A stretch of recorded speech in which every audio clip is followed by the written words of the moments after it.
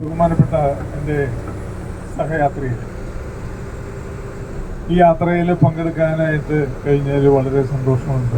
ഞാൻ ശ്രീ പാർവതി യാത്രയെക്കുറിച്ച് ഒരുപാട് കേട്ടിട്ടുണ്ട്. പക്ഷെ എനിക്ക് പോകാനായിട്ട് സാധിച്ചിട്ടില്ല. എങ്കിലും എൻ്റെ ഫ്രണ്ട്സിനെ ഞാൻ പലരോട് പറഞ്ഞിട്ടുണ്ട്. എൻ്റെ ഒരു ക്ലോസ് ഫ്രണ്ട് പ്രകാശ് സാറ് ഒരു കൂടെ രാമേശ്വരം യാത്രയ്ക്ക് പോയിട്ടുണ്ട്.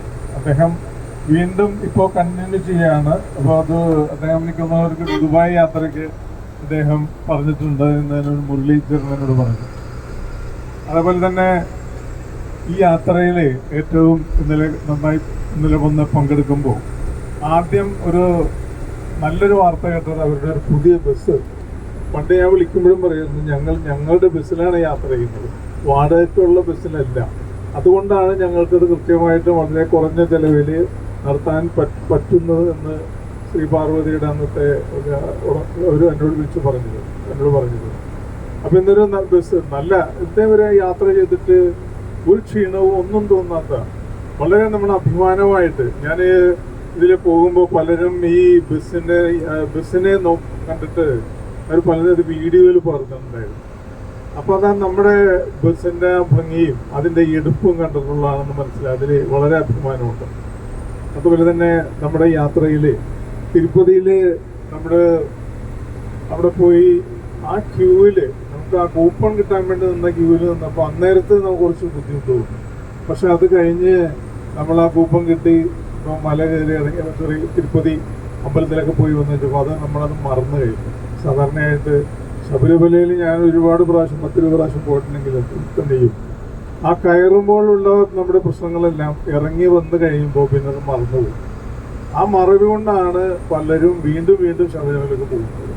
അതേ കാരണമാണ് ഇപ്പോഴും അവിടെ ആ ക്യൂവിൽ നിന്നപ്പോൾ നമുക്ക് ആ ബുദ്ധിമുട്ട് അന്നേരം തോന്നിയെങ്കിൽ തന്നെയും പിന്നീട് ഇപ്പോൾ അത് ഏതാണ്ട് മറന്നുപോയി. ഇനി നാളെ വെക്കുമ്പോൾ തിരുമലയിലെ ആ കൂപ്പൺ മേടിക്കാനുള്ള ബുദ്ധിമുട്ട് നമ്മളത് ഓർക്കില്ല.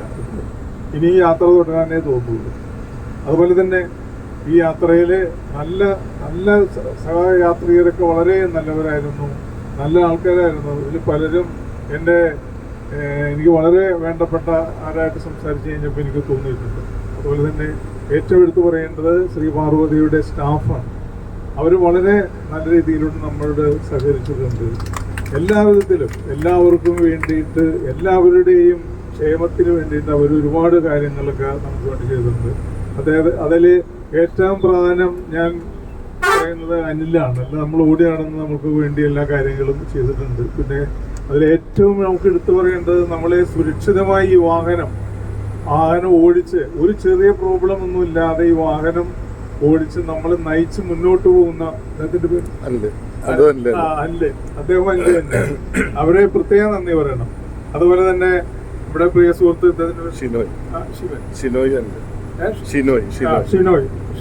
അതുപോലെ തന്നെ വളരെ എന്ത് ചോദിച്ചാലും വളരെ മന്ദസ്മരത്തോടി നമ്മളോട് എല്ലാവരോടും പെരുമാറുന്ന ഏതായാലും ഈ യാത്രയെ കുറിച്ച് എന്നെ സംബന്ധിച്ചിടത്തോളം വളരെ നല്ല ഒരു യാത്ര. ഇനിയും കണ്ടിന്യൂ.